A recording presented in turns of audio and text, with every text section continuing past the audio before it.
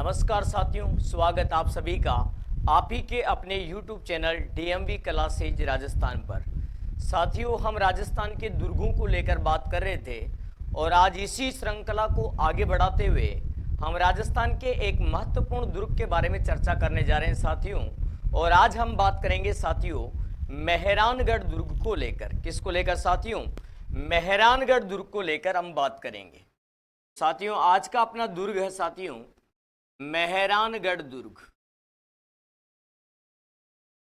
मेहरानगढ़ दुर्ग, मेहरानगढ़ दुर्ग की अगर बात की जाए तो यह दुर्ग है जोधपुर के अंदर। मेहरानगढ़ दुर्ग कहाँ है? तो यह दुर्ग जोधपुर के अंदर है। दुर्ग कहाँ है साथियों? तो यह दुर्ग जोधपुर शहरी क्षेत्र के अंदर मौजूद है साथियों। जोधपुर शहरी क्षेत्र के अंदर ये मौजूद है दुर्ग साथियों, मेहरानगढ़ दुर्ग। और इस दुर्ग की अगर हम बात करते हैं तो इस दुर्ग को काफी नामों से जाना गया है। इसी दुर्ग की अगर हम बात करना चाहें तो इस दुर्ग के उपनाम देखिएगा। इस दुर्ग के उपनाम देखिए। उपनामों की अगर हम बात करते हैं तो इस दुर्ग को कहा जाता है मयूर ध्वजगढ़ दुर्ग। क्या कहा जाता है? मयूर ध्वजगढ़ दुर्ग। इसे कहा जाता है मयूर ध्वजगढ़ दुर्ग। इसी दुर्ग की अगर बात की जाए तो इसी दुर्ग को कहा जाता है, क्या कहा जाता है? इसे कहा जाता है काकमुखी या कागमुखी दुर्ग। काकमुखी या फिर कागमुखी दुर्ग के नाम से भी इसे जाना जाता है। इसी दुर्ग की अगर हम बात करें, मेहरानगढ़ के इस दुर्ग की बात करें तो इसी दुर्ग को कहा जाता है, क्या कहा जाता है साथियों? इसी दुर्ग को कहा जाता है चिड़िया ट्रूकगढ़। चिड़िया ट्रूकगढ़, इसके नाम से भी इस दुर्ग को जाना जाता है। इसके अलावा अगर हम बात करते हैं, इसी दुर्ग को लेकर अगर हम देखते हैं तो इसी दुर्ग को कहा जाता है, क्या कहा जाता है साथियों? Blue city fort.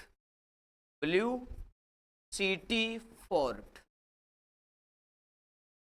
इसे ही कहा जाता है सन सिटी फोर्ट। क्या कहा जाता है? सन सिटी फोर्ट। इसे ही कहा जाता है सन सिटी फोर्ट। यदि हम इस दुर्ग की बात करें तो इस दुर्ग को कहा जाता है मयूर ध्वजगढ़। इसी को कहा जाता है काकमुखी या कागमुखी दुर्ग। इसे ही कहा जाता है चिड़िया ट्रूकगढ़। इसे ही कहा जाता है ब्लू सिटी फोर्ट और इसे ही कहा जाता है सन सिटी फोर्ट।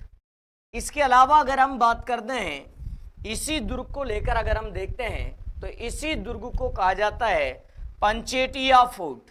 क्या कहा जाता है? इसी दुर्ग को कहा जाता है पंचेटिया फोर्ट।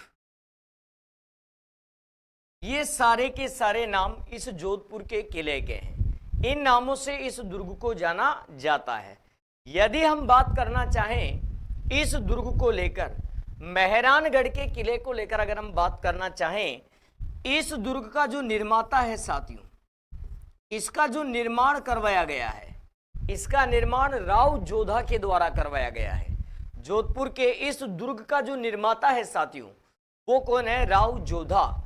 इसका निर्माण करवाने वाला व्यक्ति है भाई राव जोधा। राव जोधा के द्वारा इसका निर्माण करवाया गया। और यदि बात करूं साथियों में, इसी दुर्ग की अगर बात करें, नींव कब रखी गई?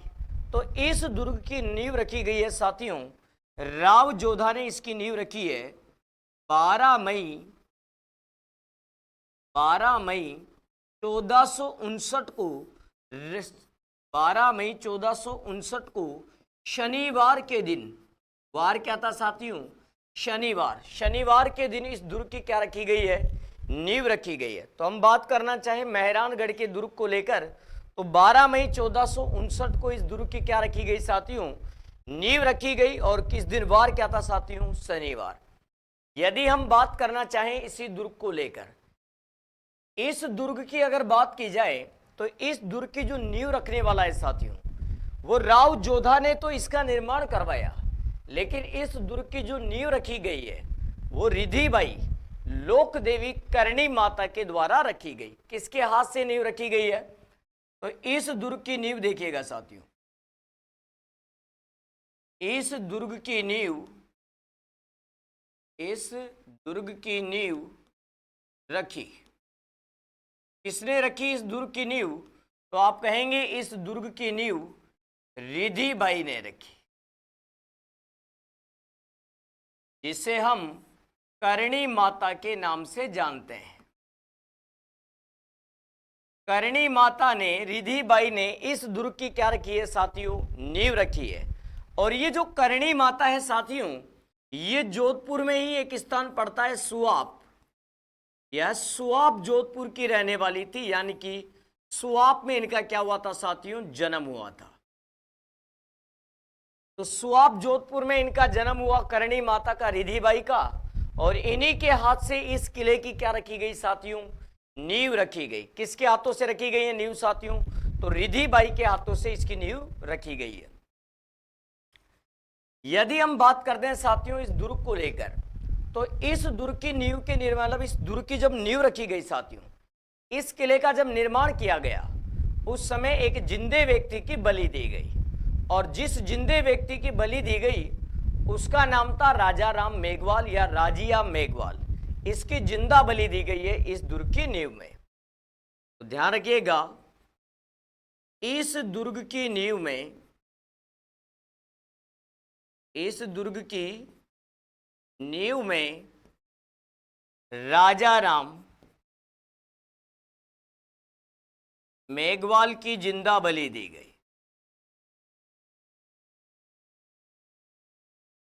जिंदा बलि दी गई, जिंदा बलि दी गई।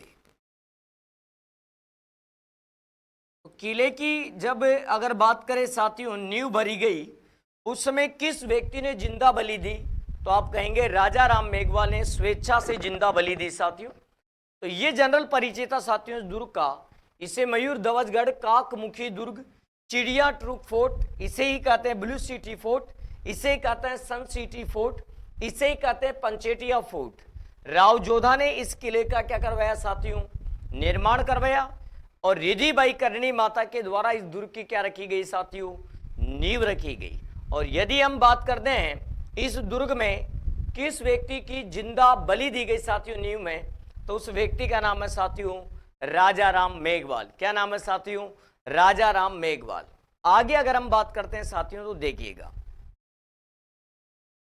यह दुर्ग किस श्रेणी में शामिल होता है? इस दुर्ग की श्रेणी,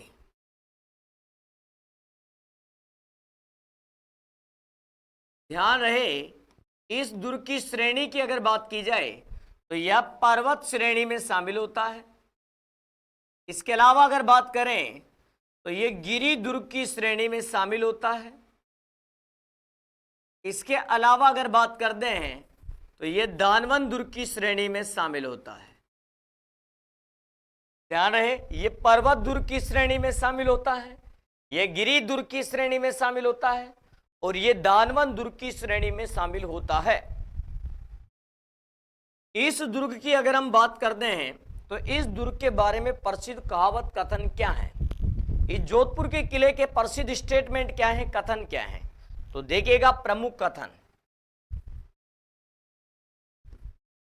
किले के संदर्भ में दिए गए प्रमुख कथन, इनको लेकर हम बात करते हैं। प्रमुख कथन में अगर हम बात करना चाहें तो इस किले के बारे में रूडयार्ड किपलिंग ने स्टेटमेंट दिया। किसने स्टेटमेंट दिया? रूडयार्ड किपलिंग ने स्टेटमेंट दिया। रूडयार्ड किपलिंग,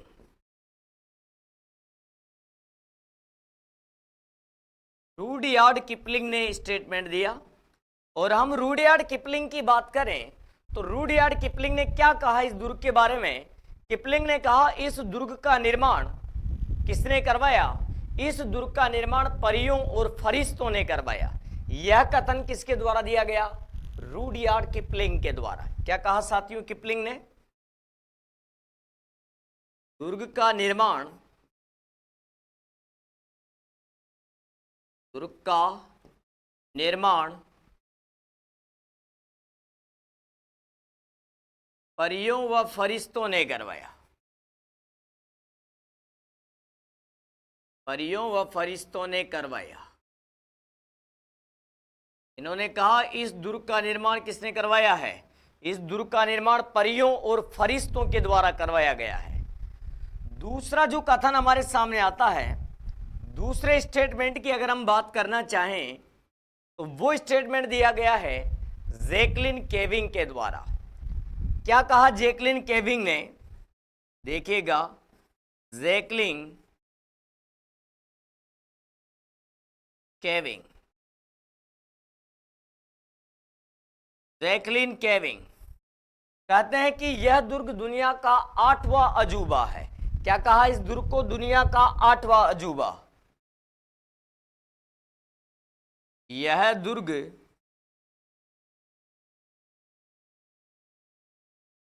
दुनिया का 8वां अजूबा है।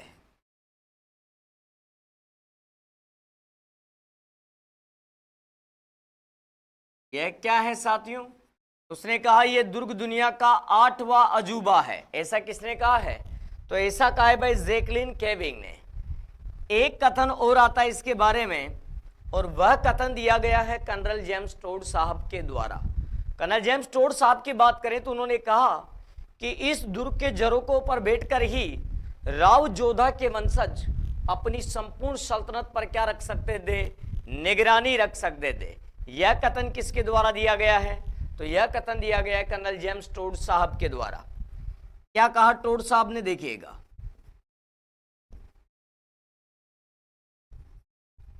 कर्नल जेम्स टोड, इन्होंने कथन दिया, जो कथन महत्वपूर्ण हमारे लिए। देखिएगा, राव जोधा के वंशज, राव जोधा के वंशज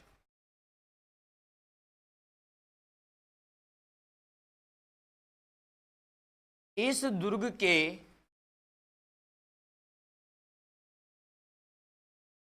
झरोकों से ही अपनी संपूर्ण सल्तनत पर, अपनी संपूर्ण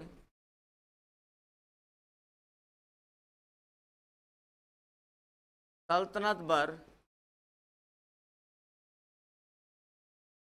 निगरानी रख सकते थे।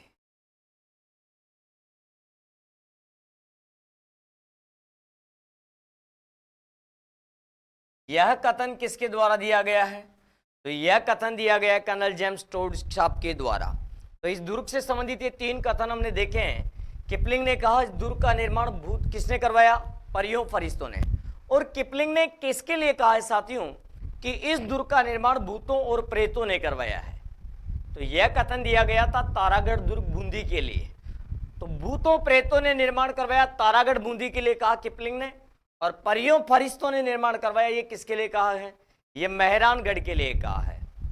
यह दुनिया का 8वां अजूबा है, ये जैकलिन केविंग ने कहा है।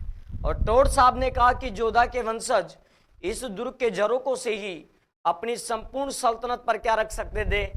निगरानी रख सकते थे। ठीक है साथियों, आगे बढ़ते हैं। देखिएगा,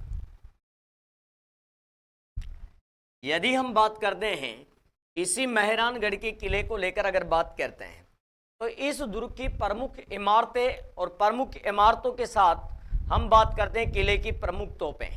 तो सबसे पहले हम देखते हैं दुर्ग की प्रमुख तोपें। दुर्ग की प्रमुख तोपें। इस दुर्ग में वह तोपें जो रखी गई है उनका नाम हम देखते हैं साथियों। कौन कौन सी तोपें इस दुर्ग में रखी गई है? कई बार एग्जाम में प्रश्न पूछा जाता है, लगातार 3 तोपों का नाम देकर पूछ लिया जाता है उपयुक्त तोपों का संबंध किस दुर्ग से है। तो ध्यान रखिएगा साथियों, इस किले की प्रमुख तोपें कौन सी है, ध्यान दीजिएगा। किले की प्रमुख तोपें देखिएगा भाई, गजक, गब्बार, गजनी खां, गजक गब्बार गजनी खां, नुसरत, बगस वाहन,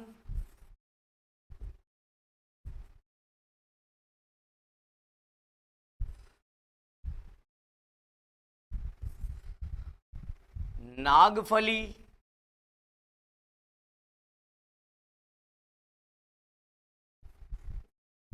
मेरठ,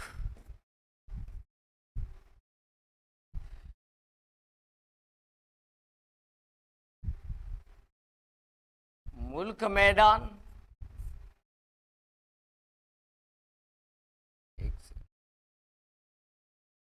मेरठ, मारक,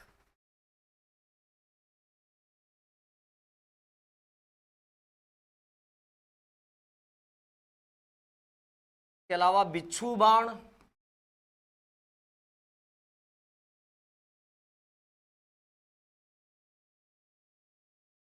शंभू बाण,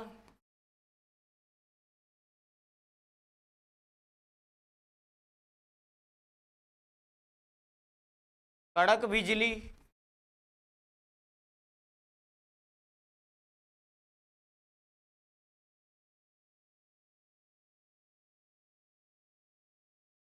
किलकिला,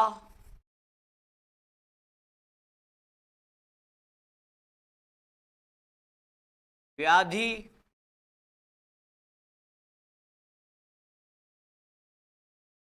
रहस्य कला,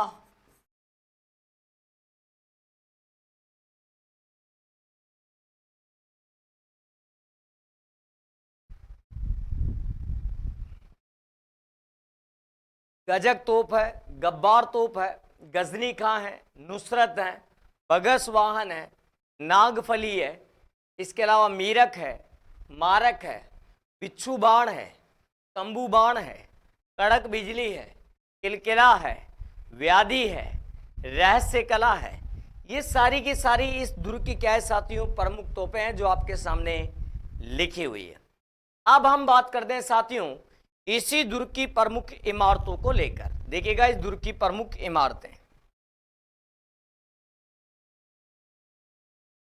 दुर्ग की प्रमुख इमारतें,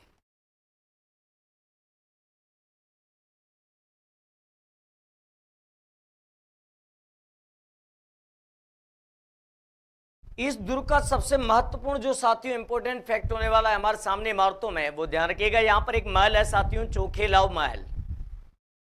इंपोर्टेंट फैक्ट है साथियों, यहां पर है चोखेलाव महल।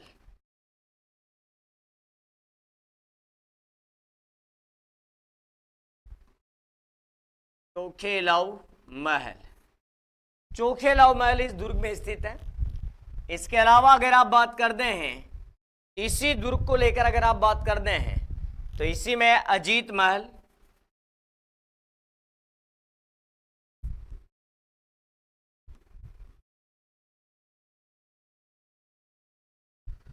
इसके अलावा अगर बात करते हैं तो इसी में मोती महल,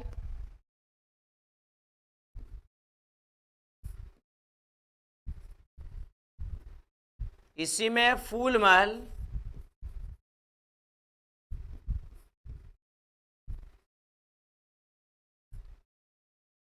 इसी में पांचवा आप इंपोर्टेंट लगाएंगे फिर, इसी में है मान प्रकाश पुस्तकालय। क्या है साथियों, मान प्रकाश पुस्तकालय,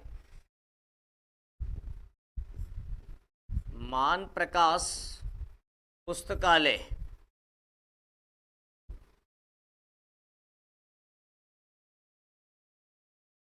यहीं पर अगर बात करेंगे तो है चामुंडा माता मंदिर,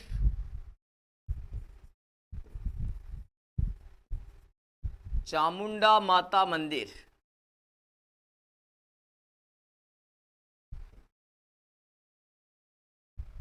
इस मान प्रकाश पुस्तकालय का निर्माता तो है मान सिंह, और इस चामुंडा माता टेम्पल का जो निर्माता है साथियों वो है राव जोधा।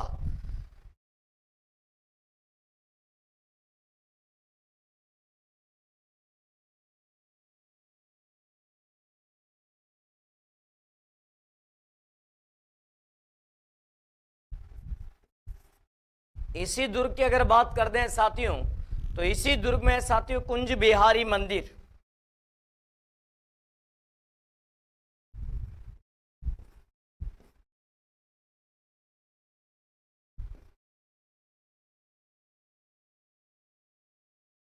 निर्माता है इसकी विजय सिंह की पासवान गुलाब राय।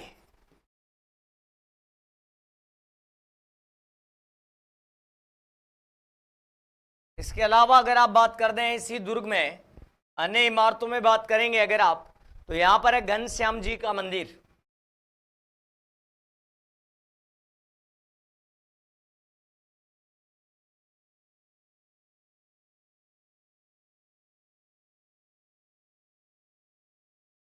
यहां पर है मूल नायक जी का मंदिर।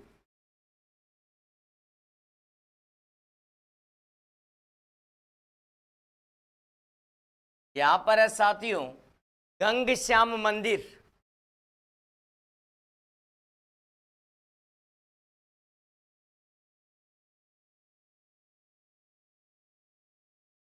इसी दुर्ग में है साथियों बीजोलाई महल।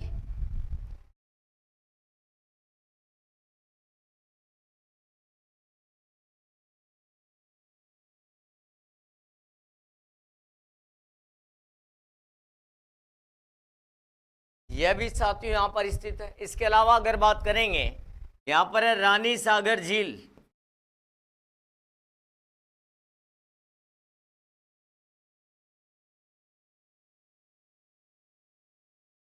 यहां पर अगर आप बात करेंगे तो यहां पर है मामा भांजा की छतरी।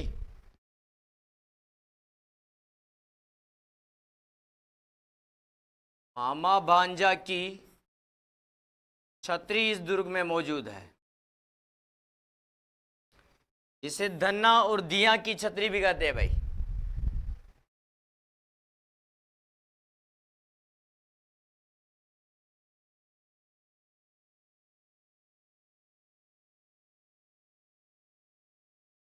की छतरी, और ये कितने खंभों की है भाई? ध्यान रहे, ये 10 खंभों की है भाई।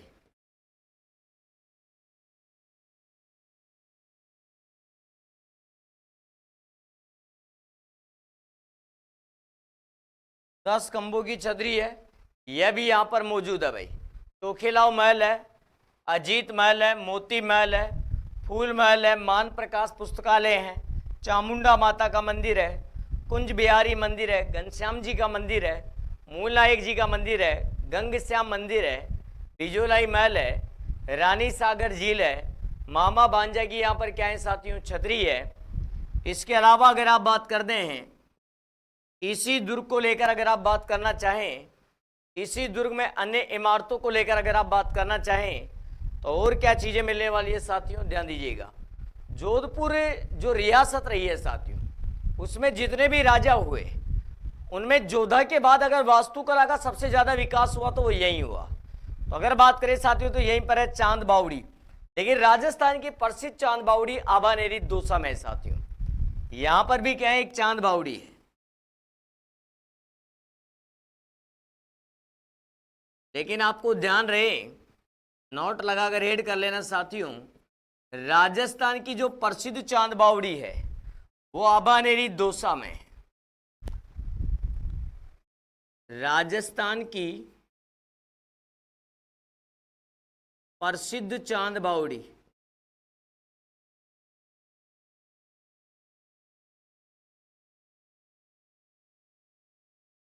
चांद बावड़ी आबानेरी दौसा में है।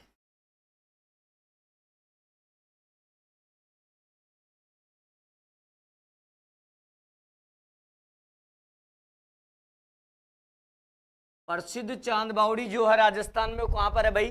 तो प्रसिद्ध चांद बावड़ी राजस्थान में आबानेरी दौसा में है। कहां पर है भाई? तो प्रसिद्ध चांद बावड़ी आपको मिलेगी आबानेरी दौसा के अंदर। इसके अलावा अगर इस किले की बात करते हैं आप, तो यहां पर देखिएगा, यहां पर है भाई द्वारिकाधीश जी का मंदिर। द्वारिकाधीश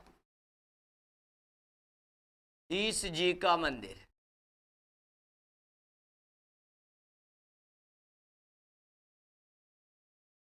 इसी दुर्ग में आपको क्या मिल रहा है साथियों? द्वारिकाधीश जी का मंदिर। यहीं पर एक उद्यान है जिसका नाम है रायका बाग।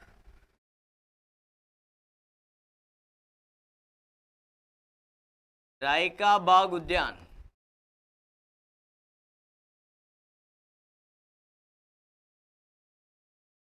यहीं पर स्वामी दयानंद सरस्वती ने उपदेश दिए थे साथियों। जोधपुर में कहां उपदेश दिए थे उन्होंने? रायका बाग में उपदेश दिए थे। स्वामी दयानंद सरस्वती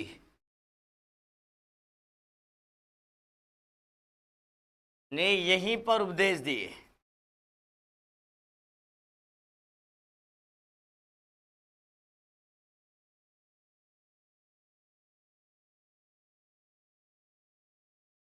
तो ये था साथियों अपना किला,